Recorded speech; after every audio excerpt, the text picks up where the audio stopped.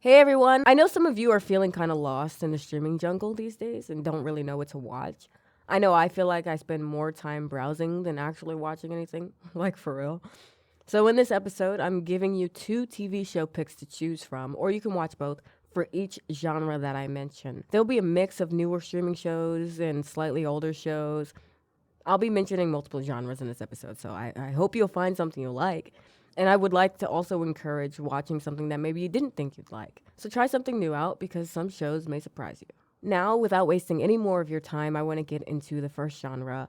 Now, the way I did this was I took similar genres and kind of just blended them together so I can suggest one for each.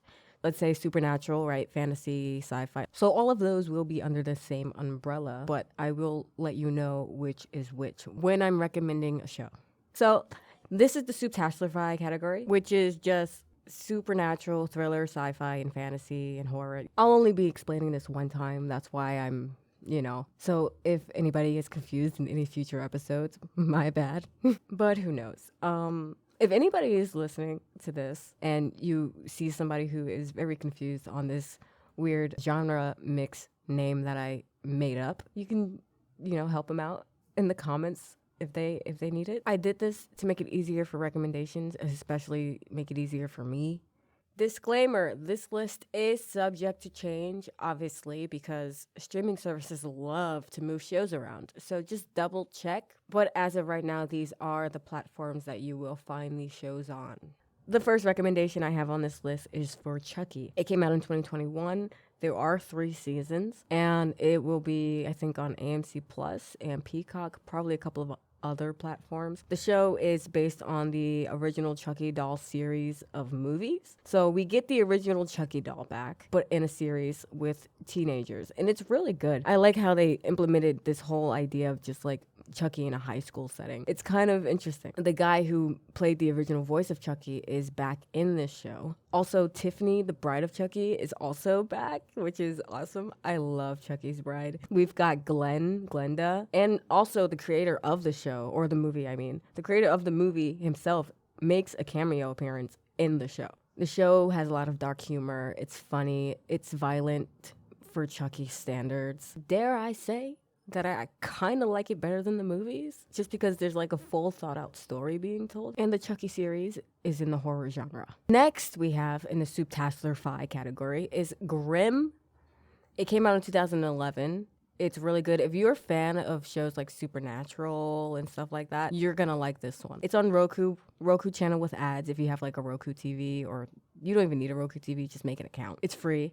Prime Video with ads, and the CW app, which is also free. It has 6 seasons, and this show is about a world of fairy tales where this detective is hunting down mythical creatures. It has a unique blend of crime, drama, and fantasy, and it's got a surprisingly dark edge to it. You'll encounter Wesson, creatures like bloop bats, aka werewolves, and then there are also hexen beasts, witches, and wendigos. The show is actually inspired by the classic fairy tales made by the Grimm brothers, if you ever heard of them. They're the ones who created all those well-known fairy tales that we know and love, but those original stories were originally dark stories before Disney decided to take their own approach and make them happy fairy tales, and everyone has a happy ending, and this is not dark at all. This show is definitely worth checking out. It's really cool. You get to follow Nick around. His life unraveling and changing and weird things happening, and him not even knowing that he was a Grimm. I don't want to give away too much information. That's the thing with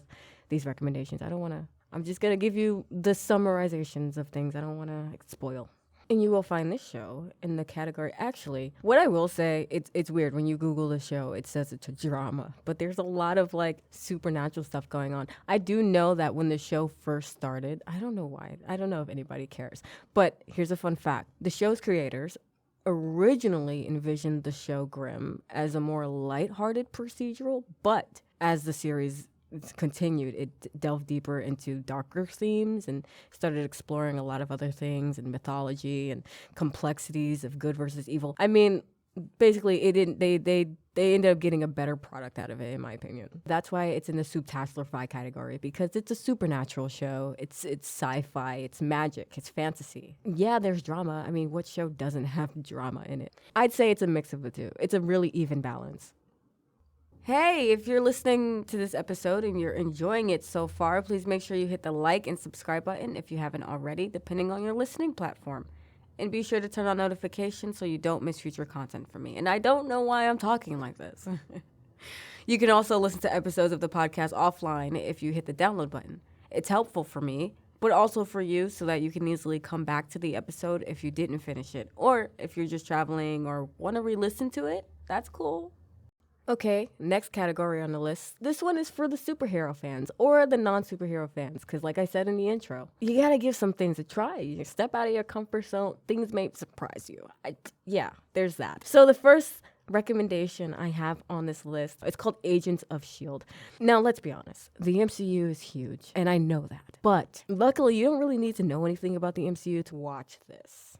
It would be cool if you did, because you'll catch all of the Easter eggs and references from the movies and comics and other shows and whatever. But for the most part, you don't really need to know that to watch this show. The show itself is really good. The cast is well picked. I love well picked casts. You have no idea. So this one came out in 2013. It's on Disney Plus, and it has 7 seasons. I think this show expands the Marvel universe in some really cool and unique ways. You've got espionage, alien invasions. You got the cast is pretty diverse in terms of, like, they're not even all American.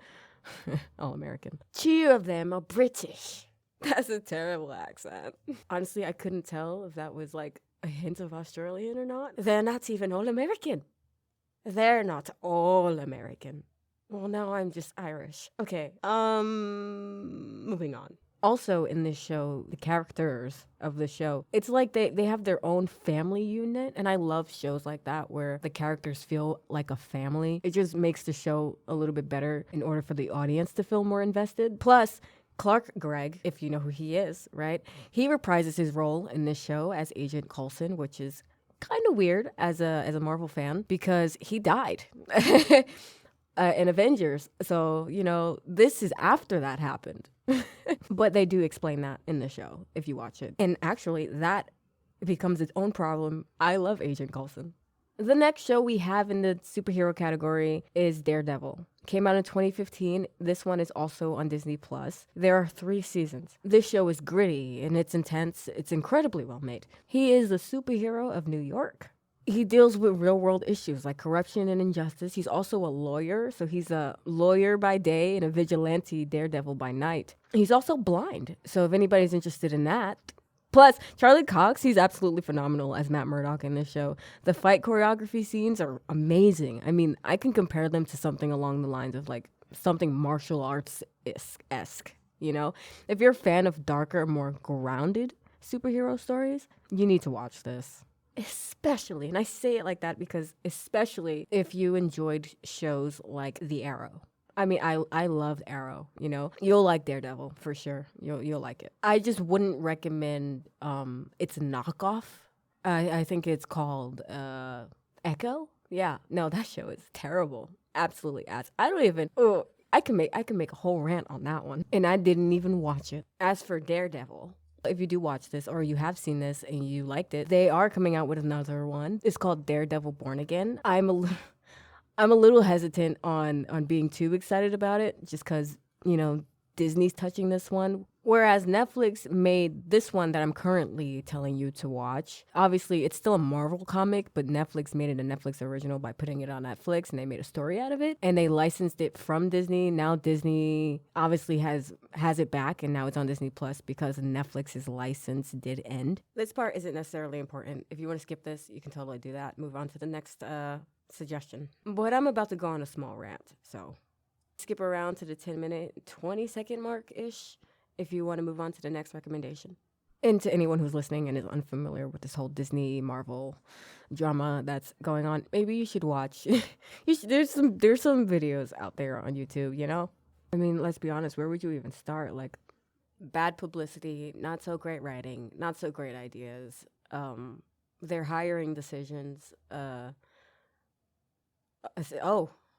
that's not for this one is really, everybody knows about this one. I mean, the actress from Snow White. Everyone likes talking about her. I don't. We've got the lady from Wicked. Wicked isn't even Disney, so we're gonna toss that one out for a second. And it's just weird. Also, Acolyte, right? She-Hulk, Echo. These are just a few examples of what's going on right now. I'm not gonna get too much into it, but yeah. Not to mention, I mean, I'm tired of all these reboots and remakes. I haven't watched any of their live actions. I will not watch any of their live actions. Definitely not Snow White. Honestly, if you just go on YouTube, you will find yourself going down a rabbit hole that I'm sure you will find interesting, or at least entertaining. Okay, let me just move on to the next category that we have here. This one is another funny one that I made up. This is the Crimtionmastery category. So this is just like where I give my recommendations for either crime, action, drama, or mystery, or whatever. I am going to try to speed this up for you guys a little bit because I did spend a lot of time on that whole Marvel rant and talking about Daredevil. All right, so let's dive into the Crimtionmastery category that I invented. This first recommendation is a drama. I'm sure most people have seen this. At least I hope so. I mean, I don't know. This one is Criminal Minds. It came out in 2005. It's on Hulu and Hulu on Disney+. There are 17 seasons. That isn't even the longest show I've ever seen. So you don't have to worry about being done anytime soon. The show is a classic for a reason. The FBI's behavioral analysis unit dives deep into the minds of serial killers. It's really terrifying in a way. Like, you see these characters put in some crazy situations. It's really intense, and I think the bond that the characters have in the show is really, really good. I think it feels more like that family bond, but not like intensively so. It's just enough in a way, but it's not too much where that's where the main focus is on the show. And I appreciate that. I think a show that claims to be more focused on something should stick to that. The reason why Criminal Minds worked for me is because the show doesn't get too deep into these characters' personal lives as much as they do in shows like Grey's Anatomy, where it's no longer about the surgeries and the complex cases and all this stuff. Now it's about, oh my God, did you break up with Karev? Like, in Criminal Minds, you do know things about these people. Like, we see Reed's mother quite often. We see JJ's kids, and we get a little bit into their lives, but not so much so that it's overwhelming and takes over the main story of the show. Grey's Anatomy used to be so good. Then it slowly became a soap opera, and I stopped watching. But if you're into crime and psychological thrillers, you'll totally be into this one if you haven't seen it for whatever reason. It's also praised for its realistic portrayal of serial killer profiles. So they're not making shit up. I mean, making ish up. Not to mention, the show has a number of spin-offs. I haven't seen any of the spin-offs. I've only seen Criminal Minds. I love the episodes where we're following one serial killer for like a little while. It's not just like there are obviously many episodes where it's just one-offs, but there are multiple storylines where we're focused on this one serial killer for a while, or that serial killer comes back in the future after us forgetting about them for a while. I like that. And like, of course, if the show is too long for you, which I highly doubt, because I feel like most people complain that there aren't enough seasons in shows. So I feel like people would actually love a 17-season show that's pretty consistent. But if you do get tired of the show and you want to take a break and you want another show, then you can do that. Just, you have this show and then you have a side chick. That's cool. I watch multiple shows at once. All right, we're halfway through the list of recommendations. We're halfway there, looking good now. Nothing's good. No. The next recommendation that I have in this Crimtionmastery category, this one is action. You can watch this one for free, at least for now, right? This one is called Nikita. It came out in 2010. I love Nikita. It is on Tubi. It's on the Roku channel, Prime Video with ads, and it has 4 seasons. Nikita is a bad A female protagonist before people tried too hard to do it and all of a sudden they forgot what they used to do was working just fine. What happened to if it ain't broke, don't fix it? Talking to you, Disney. She's a former assassin who rebels against the agency that trained her. It's action-packed and stylish or whatever. Maggie Q plays Nikita, and she is incredible. She performed many of her own stunts, by the way. Maggie Q, she's my James Bond. Like, James Bond who? You know what I mean? You'll be blown away by her athleticism, her acting, her skill, her like badassery. Honestly, anything Maggie Q does, I just jump on it because I already know it's gonna be badass. The relationships she has in this show with her friends is absolutely amazing. I love how connected the cast is. I love the arcs. I love the storylines. Everybody's up to something. Everybody's planning something. Everybody's like, you can't even trust like sometimes what they're telling you, the audience. Like Nikita's character, she trains. You know what? If I tell you that, that's going to give away a huge part of the. Anyway, let's just say she builds a nice, useful bond with someone. Well, multiple people, but a particular person that is very important to help the story move on. I'd say my top favorite characters would obviously be Nikita and Alex. Also, you know what? I like Amanda too. I like Amanda. And if you haven't seen the show and you do see it, then you'll probably be like, why the hell does she like Amanda? And if you have seen it, you're also probably like, why the hell does she like Amanda? For the final category on this list, I'm sure some people have been waiting for this because people wanna laugh, right? So we got some comedy here. The first one will be OMITB 2021. Only Murderers in the Building. It has 4 seasons. Season 4 literally just ended. And it will be on Hulu and Hulu on Disney+. This show is pretty funny. We've got some familiar faces. We've got, if you don't recognize, if you've seen anything in existence, I feel like you should know all 3 of these people. Selena Gomez, Steve Martin, and Martin Short. 3 strangers are living in the same building and they become completely obsessed with this true crime podcast. And they end up getting tangled in like this real life murder mystery in their apartment complex. So like after bonding over this podcast, they then bond over a real murder. The show is witty, I think. It's pretty charming. Steve Martin and Selena Gomez and Martin Short are awesome. They're awesome. They're awesome for sure. They're really fun together. They're funny together. I just love these 3 together and sold separately. Yeah, I'm so annoying. Great casting choices. I love when casting knows how to do their job correctly. It makes me feel good inside. 3 comedians killing it. And before anybody says Selena Gomez is next, Selena Gomez has always been funny. Alex Russo to the core. She is my spirit animal. Well, not now because I'm a grown young adult. But when I was a teenager and a child, for sure. Do I still have some of that personality? Probably, because it's my personality that I always had and I just like related to her on the show because of it. I honestly prefer her acting over her music. I don't know why my voice just cracked. I like some of her songs. Obviously, her deeper songs are more of my favorites. But honestly, when I'm listening to singers, I prefer range. You'll definitely be hooked from like the first episode. Plus, the show actually has sparked like a real life true crime podcast boom. So like a lot of fans of the show are now creating their own true crime podcast, which is kind of cool to see everyone getting inspired. Everybody's talking about a lot of crime, the Mendez brothers now, that gypsy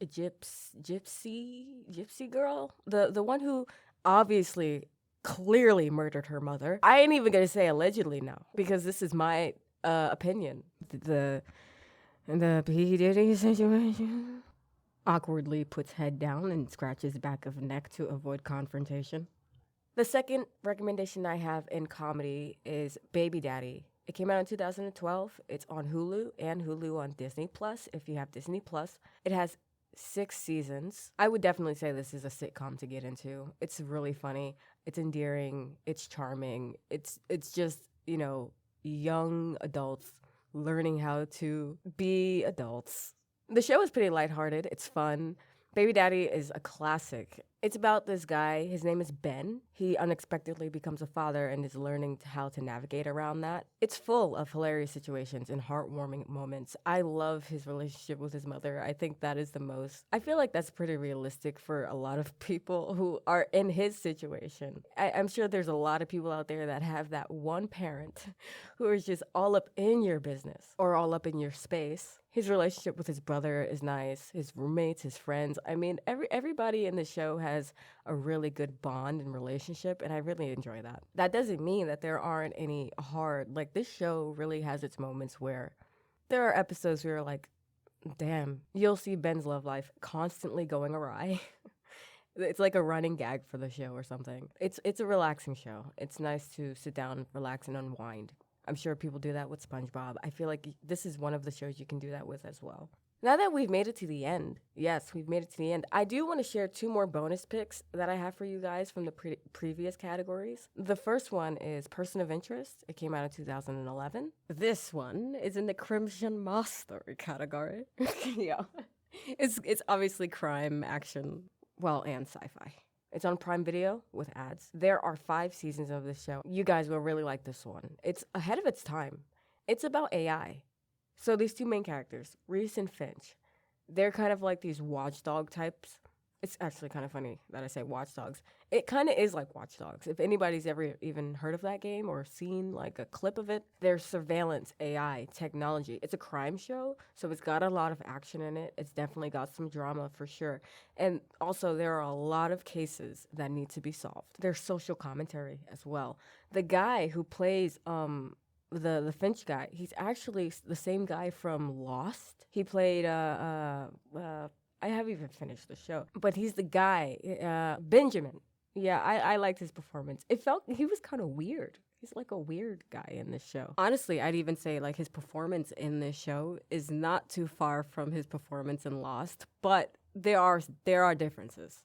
I think Person of Interest definitely it's fairly close to its accuracy of what we see today with AI, right? Kind of freaky when you watch the show. It's almost too real. The show is it's like this show. Let me set the mood. The government is watching you. AI is taking over. Like that type of shit. I definitely do recommend this. It's worth checking out, especially if you're a fan of sci-fi with a twist. And I say sci-fi because there's AI and technology involved, duh. But it is still a crime show. My last and final recommendation, as for the bonus, it's another comedy, Two Broke Girls. It came out in 2011. It's on the Roku channel with ads, and it has 6 seasons. So if you need a good laugh, Two Broke Girls is definitely up there. This show follows 2 waitresses, and they're broke, and they're girls. So 2 broke girls.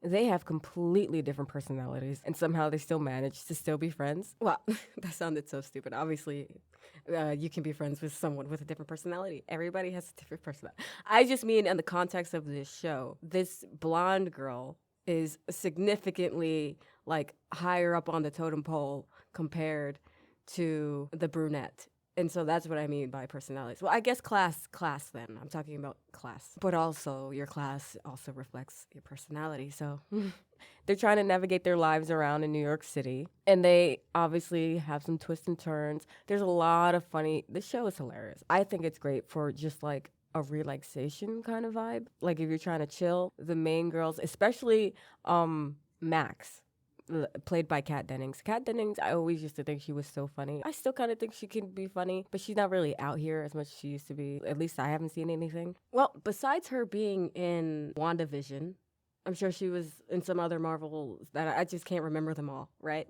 But she wasn't playing a funny character. I mean, she still sort of has the same vibe and tone. I feel like, because that's just who she is, right? But since these shows or movies weren't made to be comedic, you don't really get the comedy out of her. But Two Broke Girls, this show is definitely worth a watch. That was the last one on the list. Also, I want to let everybody know that none of these shows have been canceled. They all have complete endings. I'm not a huge fan of canceled shows. I will never watch a show that's been canceled, even if it's good. Miniseries, though, that's fine. Also, if you made it to the end and you do want to watch all of these shows, but you can't right now, there are multiple apps out there that do track your watch lists of things that you have watched or do want to watch. I use apps like TV Time. I know Google has their own thing where you can click, I've watched already. So just look around for that, just in case. I don't know. Let me know in the comments if you found anything interesting on this list, and let me know in the comments what you're currently watching, or if you have any recommendation of your own that you want to share. And the good thing about, like I said, about everything on this list is they all have multiple seasons, and they all have complete storylines. I'm not going to say there are no plot holes, but they're all completed. So you don't have to rush or binge watch if you're not into that kind of thing. You can just do it on your own time. I mean, not all of them are completed because, like I said, there are some new and old shows on here, so some of them are still going. So long-running shows, what is the definition of long-running? Because these days, it's a miracle if we get like 3 seasons. But they're not canceled, so that's good. That will be it for this episode. Whether you like this episode or not, please be sure to leave a rating or a comment letting me know why you did or didn't enjoy the episode. Thanks for listening, and you'll hear me in the next one.